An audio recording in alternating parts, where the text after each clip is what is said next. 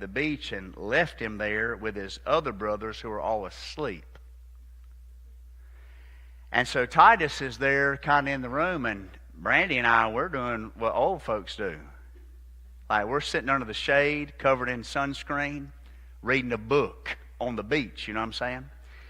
And we don't know what's going on, you know, we're just down there, we think, well, everybody's got it under control. Well, Titus is just sitting in the room by himself, everybody's asleep, you know. So later on that day, we're coming back from eating, going up the elevator, and this lady walks by and says, "Young man, I'm glad you're not by yourself this time." And Titus looked right at me. I said, "Oh, yeah." I said, "We're going to talk when we get in the room." He said, "Do you know?" I said, "Oh, yeah, I know." So we get up to the room, we go into the bedroom, and Titus said, "Daddy, are you mad at me?" I said, "No, I'm not mad." I said, "Let's talk." I said, "Tell me what happened." He said, "Well, I was with one of my brothers, and he told me that he was going to go do something, but I know he was lying to me. He had his bathing suit on. I knew he was going to the pool. He thinks I'm dumb. And he took me to the room and said, 'You got to stay here.' And I went in, and my other two brothers were asleep, and I thought to myself, I'm going to go to the pool." So he walks out the door. He goes to the elevator, and he said, "Dad, there was two men there."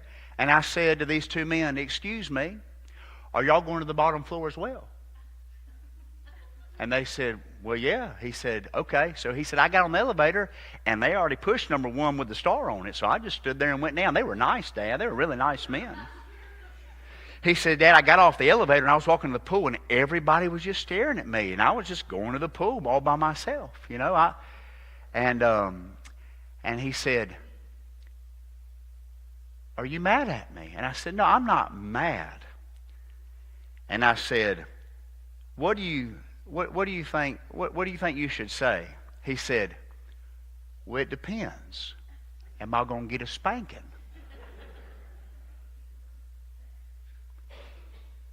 He wasn't worried about what he did. He just didn't want to get a spanking. And so I said, "Son, I'm not mad, but I'm really scared that somebody could take you. I'm not mad at you, but I'm really scared. Does that mean you're going to not spank me?" I said, "Son, if I didn't spank you, I'd be a bad daddy right now." Titus was not concerned about me. He was just concerned about the infliction that might be on his backside. That's called worldly sorrow. What's going to happen? What's going to be the consequence? But godly sorrow says, I don't care the consequence. Daddy, I just want to be right with you, and I'm sorry. That's godly sorrow. It ain't about you can whip me all you want, Daddy, but I want to be in fellowship with you no matter what. That's godly sorrow. And Titus wasn't worried about fellowship with Daddy. Oh my goodness. Listen, worldly sorrow, it only leads to self-pity. Listen to this. This is increased pride or even resentment for others and blame shifting instead of taking responsibility. You know what Titus said? "Well, Elijah lied to me.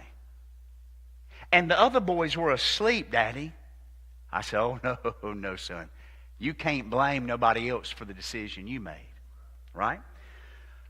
Number 3, what's the outcome of sorrow? Let's look at the two outcomes. So we see the source of godly sorrow is I've sinned against God. The source of worldly sorrow is I got caught. The focus of godly sorrow is I just want to be right with God, whatever it takes. But the focus of worldly sorrow is, oh man,